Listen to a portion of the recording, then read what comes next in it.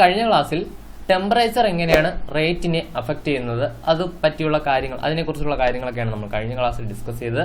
എന്നാൽ ഇന്നത്തെ ക്ലാസ്സിൽ ഡിസ്കസ് ചെയ്യാൻ പോകുന്നത് എങ്ങനെ ഒരു കാറ്റലിസ്റ്റ് ഒരു റിയാക്ഷന്റെ റേറ്റിനെ അഫക്റ്റ് ചെയ്യുന്നു. Okay, effect of a catalyst. അപ്പോൾ നമ്മൾ ഈ പഠിക്കുന്ന എന്താണ്, നമ്മൾ ആദ്യത്തെ ക്ലാസ്സിൽ നമ്മൾ പഠിച്ചിരുന്നു factors affecting the rate of a reaction.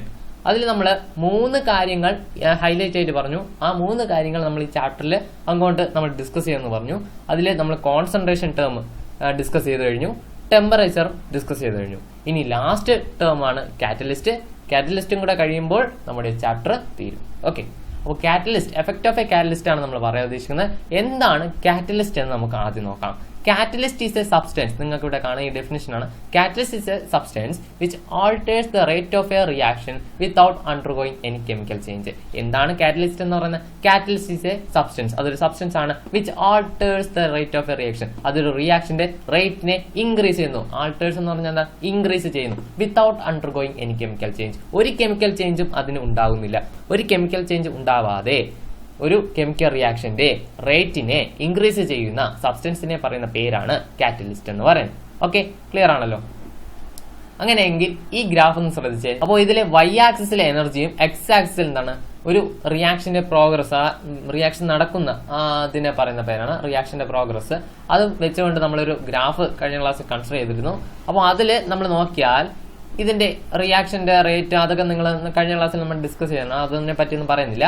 അപ്പോൾ അതിന്റെ ഗ്രാഫ് ആദ്യം കാറ്റലിസ്റ്റ് ആഡ് ചെയ്യാത്ത സമയത്ത് നിങ്ങൾ നോക്കിയേ, ഇങ്ങനെ ഇതാണ് കാറ്റലിസ്റ്റ് ആഡ് ചെയ്യാത്ത സമയത്തുള്ള ഗ്രാഫ്.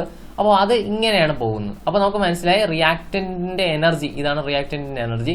അതിൽ നിന്ന് നമുക്ക് ഇത്രയും എനർജി കൊടുത്താൽ മാത്രമേ എന്താവുള്ളൂ, ആക്ടിവേറ്റഡ് കോംപ്ലക്സ് ആവത്തുള്ളൂ. അപ്പോൾ റിയാക്ടന്റിന്റെ എനർജി ഇത്രയാണ്. ആ എനർജിയിൽ നിന്ന് നമുക്ക് ഇത്രയും എനർജി കൊടുക്കണം. ഇത്രയും എനർജി കൊടുത്താലേ അതെന്തായിട്ട് മാറുള്ളൂ, ആക്ടിവേറ്റഡ് കോംപ്ലക്സ് ആയിട്ട് മാറുള്ളൂ. എന്നാൽ നമ്മൾ കാറ്റലിസ്റ്റ് ഈ റിയാക്ഷനിൽ ഇൻവോൾവ് ചെയ്തു. കാറ്റലിസ്റ്റ് നമ്മൾ കൊണ്ടുവന്നപ്പോൾ ആ റിയാക്ഷന്റെ ഗ്രാഫ് ശ്രദ്ധിച്ച് ഈ ഡോട്ടഡ് ലൈൻസിൽ വരച്ചിട്ടുള്ളതാണ്. കാറ്റലിസ്റ്റ് ആഡ് ചെയ്തപ്പോൾ റിയാക്ഷൻ, ഇതേ റിയാക്ഷൻ ആണ്, അതിൽ കാറ്റലിസ്റ്റ് ആഡ് ചെയ്തു. അപ്പോൾ എന്താണ് സംഭവിച്ചത്? റിയാക്ടന്റിനെ ആക്ടിവേറ്റഡ് കോംപ്ലക്സിലേക്ക് മാറ്റാൻ ഇത് നേരത്തെ എനർജിയെ അപേക്ഷിച്ച് വളരെ കുറച്ച് എനർജി മാത്രം മതി. ഇത്രയും എനർജി മതി നമുക്ക് ഇതിനെ ആക്ടിവേറ്റഡ് കോംപ്ലക്സിലേക്ക് മാറ്റാൻ വേണ്ടിയുള്ള എനർജി എന്ന്. അപ്പോൾ കാറ്റലിസ്റ്റ് ആഡ് ചെയ്തപ്പോൾ എന്താണ് സംഭവിച്ചത്? ഇത്രയും എനർജി ആയിട്ട് കുറഞ്ഞു. ആക്ടിവേറ്റഡ് കോംപ്ലക്സിലേക്ക് മാറ്റാനുള്ള ആക്ടിവേഷൻ എനർജി ഇത്രയിലേക്ക് ചുരുങ്ങി. നേരത്തെ ഇത്രയും എനർജി കൊടുത്താലേ ആക്ടിവേറ്റഡ് കോംപ്ലക്സ് ആവുള്ളൂ, ഇത്രയും ആക്ടിവേറ്റഡ് എനർജി കൊടുത്താലേ ആക്ടിവേറ്റഡ് കോംപ്ലക്സ് ആവുള്ളൂ എങ്കിൽ നമ്മൾ കാറ്റലിസ്റ്റ് ആഡ് ചെയ്ത് കഴിഞ്ഞപ്പോൾ ഇത്രയും എനർജി കൊടുത്താൽ മതി. അപ്പോൾ എന്താണ് കാറ്റലിസ്റ്റിന്റെ ഫംഗ്ഷൻ? ഞാനിപ്പോൾ പറഞ്ഞ കാര്യം ഇവിടെ എഴുതിയിട്ടുണ്ട്. എന്താണ് കാറ്റലിസ്റ്റിന്റെ ഫംഗ്ഷൻ എന്ന് നോക്കാം. The function of a catalyst is to provide an alternate path of a reaction with lower activation energy. നോക്കിയേ, ആദ്യം കാറ്റലിസ്റ്റ് ആഡ് ചെയ്യാത്ത സമയത്ത് റിയാക്ഷൻ നടന്നത് ഇങ്ങനെയായിരുന്നെങ്കിൽ കാറ്റലിസ്റ്റ് ആഡ് ചെയ്തപ്പോൾ മറ്റൊരു പാത്താണ് നമുക്ക് കിട്ടിയത്, മറ്റൊരു ഗ്രാഫാണ് നമുക്ക് കിട്ടിയത്. അപ്പോൾ ആ ഗ്രാഫില് നമുക്ക് എന്താണ് മനസ്സിലാവുന്നത്?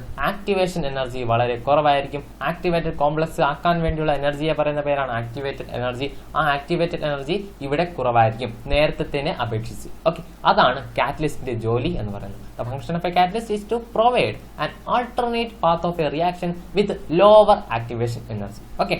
അപ്പോൾ മറ്റൊരു കാര്യം കൂടെ നോക്കുക. When activation energy lowered, activation energy കുറയുകയാണെങ്കിൽ more molecules can cross the energy barrier and hence the rate of a reaction increases. ഒരു റിയാക്ഷനിൽ നമ്മുടെ ആക്ടിവേഷൻ എനർജി കുറയും എന്ന് നമ്മൾ പറഞ്ഞല്ലോ. അപ്പൊ ആക്ടിവേഷൻ എനർജി കുറഞ്ഞാലുള്ള ഗുണം എന്താണ്? ആക്ടിവേഷൻ എനർജി കുറയുകയാണെങ്കിൽ more molecules can cross the energy barrier. ധാരാളം മോളിക്യൂൾസ്, ഇത് റിയാക്ടന്റിലുള്ള ധാരാളം മോളിക്യൂൾസ് കുറച്ച് എനർജിയിൽ തന്നെ അത് എന്തായിട്ട് മാറും? ആക്ടിവേറ്റഡ് കോംപ്ലക്സ് ആയിട്ട് മാറും. നേരത്തെ റിയാക്ടൻസിലെ വളരെ കുറച്ച് മോളിക്യൂൾസ് മാത്രമേ ആക്ടിവേറ്റഡ് കോംപ്ലക്സ് ആയിട്ട് മാറുള്ളൂ. കാരണം ഇത്രയും എനർജി ആ മോളിക്യൂൾസിൽ കൊടുത്താലേ അത് ആക്ടിവേറ്റഡ് കോംപ്ലക്സ് ആയിട്ട് മാറുള്ളൂ. ഓക്കെ, എന്നാൽ നമ്മൾ കാറ്റലിസ്റ്റ് ആഡ് ചെയ്യുമ്പോൾ ആ നേരത്തേക്കാളും കുറച്ചും കൂടെ കൂടുതൽ മോളിക്യൂൾസ് എന്തായിട്ട് മാറും? ആക്ടിവേറ്റഡ് കോംപ്ലക്സ് ആയിട്ട് മാറും. കാരണം നേരത്തേക്കാളും കുറച്ച് എനർജി കുറവാണ്, ആക്ടിവേറ്റഡ് കോംപ്ലക്സിലേക്ക് എത്താൻ വേണ്ടിയുള്ള എനർജി കുറവാണ്. അപ്പൊ കുറെ കൂടി മോളിക്യൂൾസ് എനർജി ബാരിയറിനെ ക്രോസ് ചെയ്യും. അങ്ങനെ കൂടുതൽ മോളിക്യൂൾസ് പ്രോഡക്റ്റ് ആയിട്ട് മാറും. അപ്പോൾ അവിടെ rate of a reaction increase ചെയ്യും. Hence the rate of a reaction increase. അപ്പോൾ കാറ്റലിസ്റ്റിന്റെ ഫംഗ്ഷൻ എന്താണെന്ന് മനസ്സിലായി കാണും. എന്താണ് കാറ്റലിസ്റ്റ് എന്ന് പറഞ്ഞാൽ? Catalyst is a substance which alters the rate of a reaction without undergoing any chemical change. ഒരു കെമിക്കൽ ചേഞ്ചും ഉണ്ടാവാതെ ഒരു കെമിക്കൽ റിയാക്ഷന്റെ റേറ്റിനെ ഇൻക്രീസ് ചെയ്യുന്ന സബ്സ്റ്റൻസിനെ പറയുന്ന പേരാണ് കാറ്റലിസ്റ്റ് എന്ന് പറയുന്നത്. ഓക്കെ, അപ്പൊ അത്രയും കാര്യം ക്ലിയർ ആയി എന്ന് വിശ്വസിക്കുകയാണ്. എന്നാൽ നമ്മുടെ ചാപ്റ്ററിന്റെ ലാസ്റ്റ് ടോപ്പിക്കിലേക്ക് നമ്മൾ കടക്കാം. ലാസ്റ്റ് ടോപ്പിക് ഇതാണ്, കൊളിഷൻ തിയറി അല്ലെങ്കിൽ കൊളിഷൻ സിദ്ധാന്തം എന്നൊക്കെ മലയാളത്തിൽ പറയും. ഓക്കെ, കൊളിഷൻ തിയറി എന്താണ് പറയുന്നത്?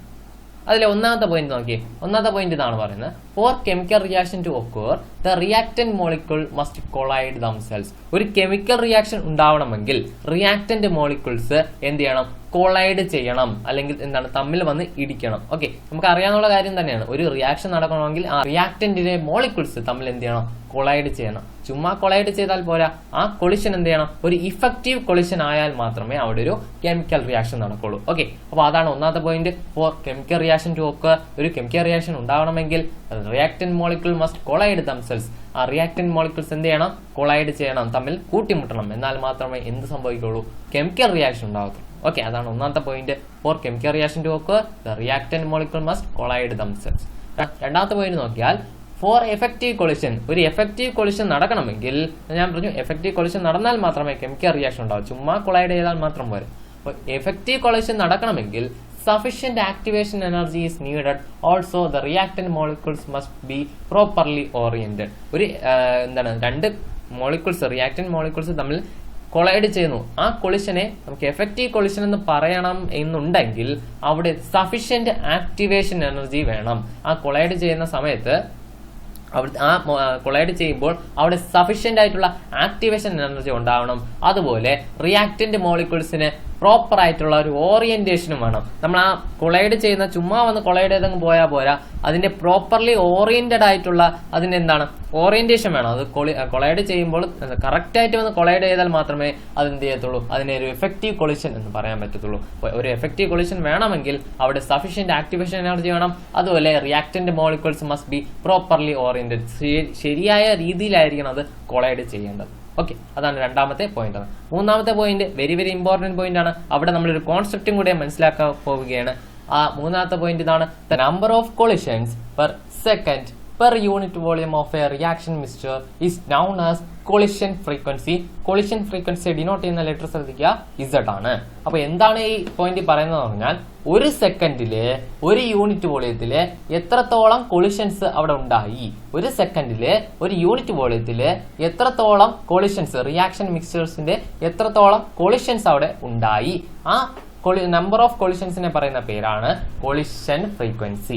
എന്താണ് ആ പോയിന്റ് പറയുന്നത്? The number of collisions per second per unit volume of reaction mixture is noun as collision frequency, denote ചെയ്യുന്ന ലെറ്റർ Z ആണ്. അതായത് ഒരു യൂണിറ്റ് വോളിയത്തിൽ, ഒരു സെക്കൻഡിൽ ഒരു യൂണിറ്റ് വോളിയത്തിൽ എത്ര കൊളിഷൻസ് നടന്നു, എത്ര റിയാക്ടന്റ് മോളിക്യൂൾസിന്റെ കൊളിഷൻസ് നടന്നു, ആ കൊളിഷന്റെ നമ്പറിനെ പറയുന്ന പേരാണ് കൊളിഷൻ ഫ്രീക്വൻസി, ഡിനോട്ട് ചെയ്യുന്ന ലെറ്റർ Z ആണ്.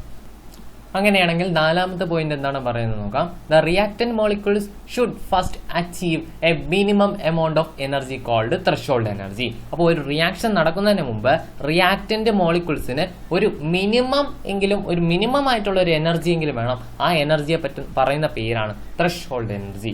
എന്താണ് പറയുന്നത്? ഒരു റിയാക്ടന്റ് മോളിക്യൂള് ഒരു റിയാക്ഷൻ അല്ലെങ്കിൽ കൊളിഷൻ നടക്കുന്നതിന് മുമ്പ് അതിന് എന്ത് വേണം? ഒരു ചെറിയ, ഒരു മിനിമം ആയിട്ടുള്ള ഒരു എനർജി എങ്കിലും, മിനിമം എമൗണ്ട് ഓഫ് എനർജി എങ്കിലും വേണം ഇതിന്, റിയാക്ടന്റ് മോളിക്യൂൾസിന്. ആ എനർജിയെ പറയുന്ന പേരാണ് ത്രെഷോൾഡ് എനർജി എന്ന് പറയുന്നത്. ഓക്കെ, ആ പോയിന്റ് മനസ്സിലായല്ലോ. Reactant molecules should first achieve a minimum amount of energy called threshold energy. ഒരു മിനിമം എമൗണ്ട് ഓഫ് എനർജി ഒരു റിയാക്ടന്റ് മോളിക്യൂൾസിൽ ആവശ്യമാണ് കൊളിഷൻ നടക്കണമെങ്കിൽ. കൊളിഷൻ നടക്കണമെങ്കിൽ ഒരു റിയാക്ടന്റ് മോളിക്യൂൾസിൽ നമുക്ക് ആദ്യം അതിനൊരു ചെറിയ എമൗണ്ട് ഓഫ് എനർജി ആവശ്യമായിട്ടുണ്ട്.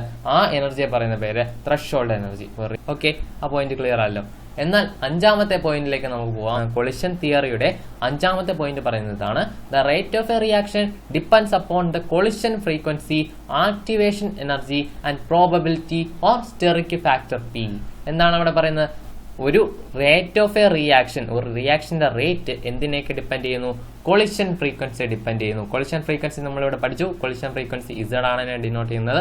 കൊളിഷൻ ഫ്രീക്വൻസിയെ ഡിപ്പെൻഡ് ചെയ്യുന്നു, ആക്ടിവേഷൻ എനർജിയെ ഡിപ്പെൻഡ് ചെയ്യുന്നു, അതുപോലെ പ്രോബബിലിറ്റി അല്ലെങ്കിൽ സ്റ്റെറിക് ഫാക്ടർ, അതിനെ ഡിനോട്ട് ചെയ്യുന്ന ലെറ്റർ P ആണ്, അതിനെയും ഡിപ്പെൻഡ് ചെയ്യുന്നു. സ്റ്റെറിക് ഫാക്ടറിനെ ഡിപ്പെൻഡ് ചെയ്യുന്നു. അപ്പോൾ ഇതാണ് റേറ്റ് ഓഫ് എ റിയാക്ഷനെ ഡിപ്പെൻഡ് ചെയ്യുന്ന ഫാക്ടേഴ്സ്. അപ്പോൾ അതെല്ലാം കൂടെ വെച്ചുകൊണ്ട് നമ്മളൊരു റേറ്റ് ഓഫ് എ റിയാക്ഷൻ ഒരു ഇക്വേഷൻ എഴുതിയിട്ടുണ്ട്. R is equal to P into Z e raised to minus EA divided by RT എന്ന് എഴുതും. ഓക്കെ, അപ്പോൾ അവിടെ R എന്ന് പറയുന്ന റേറ്റ് ആണ്, P എന്ന് പറയുന്ന സ്റ്റെറിക് ഫാക്ടർ ആണ്, P എന്ന് പറയുന്ന Z എന്ന് പറയുന്നത് എന്താണ്, കൊളിഷൻ ഫ്രീക്വൻസി ആണ്, Z എന്ന് പറയുന്നത്, EA എന്ന് പറയുന്നത് ആക്ടിവേഷൻ എനർജി തന്നെയാണ്, ഇവിടെ അത് തന്നെയാണ്. R എന്ന് പറയുന്നത് യൂണിവേഴ്സൽ ഗ്യാസ് കോൺസ്റ്റന്റ് ആണ്, T എന്ന് പറയുന്നത് ടെമ്പറേച്ചർ. അപ്പോൾ ഇതാണ് equation. R is equal to PZ e raised to minus EA divided by RT എന്ന്. അപ്പോൾ ഇത്രയാണ് കൊളിഷൻ തിയറി പറയുന്നത്. 5 പോയിന്റ്സ് ആണ്. ഒന്നാമത്തെ പോയിന്റ്, ഒരു റിയാക്ഷൻ നടക്കണമെങ്കിൽ മോളിക്യൂൾസ്, റിയാക്ടന്റ് മോളിക്യൂൾസ് കൊളൈഡ് ചെയ്യണം. രണ്ടാമത്തെ പോയിന്റ് എന്ന് പറയുന്നത് ഒരു കൊളിഷൻ, എഫക്റ്റീവ് കൊളിഷൻ എന്ന് പറയണമെങ്കിൽ ആ റിയാക്ടന്റ് മോളിക്യൂൾസിന് ഒരു സഫീഷ്യന്റ് ആക്ടിവേഷൻ എനർജി ഉണ്ടായിരിക്കണം. അതുപോലെ തന്നെ ഈ റിയാക്ടന്റ് മോളിക്യൂൾസ് പ്രോപ്പർലി ഓറിയന്റഡ് ആയിരിക്കണം. ശരിയായിട്ട് വന്ന് കൊളൈഡ് ചെയ്താൽ മാത്രമേ അവിടെ നടക്കുകയുള്ളൂ, എഫക്റ്റീവ് കൊളിഷൻ നടക്കുകയുള്ളൂ. ഓക്കെ, അതാണ് രണ്ടാമത്തെ പോയിന്റ് പറയുന്നത്. മൂന്നാമത്തെ പോയിന്റ് പറയുന്നത് number of collisions per second per unit volume of reaction mixture is known as collision frequency. ഒരു സെക്കൻഡിൽ ഒരു യൂണിറ്റ് വോളിയം ഓഫ് റിയാക്ഷൻ മിക്സ്ചറിൽ എത്രത്തോളം കൊളിഷൻസ് നടന്നു അതിനെ പറയുന്ന പേരാണ് കൊളിഷൻ ഫ്രീക്വൻസി എന്ന് പറയുന്നത്. നാലാമത്തെ പോയിന്റ് നോക്കിയാൽ the reaction molecule should first achieve a minimum amount of energy called threshold energy. ഒരു റിയാക്ടന്റ് മോളിക്യൂള് ആദ്യം ഒരു മിനിമം ആയിട്ടുള്ള ഒരു എനർജി, കൊളിഷൻ നടക്കണമെങ്കിൽ ആ റിയാക്ടന്റ് മോളിക്യൂള് ഒരു മിനിമം എമൗണ്ട് ഓഫ് എനർജി അതിൽ ഉണ്ടായിരിക്കണം.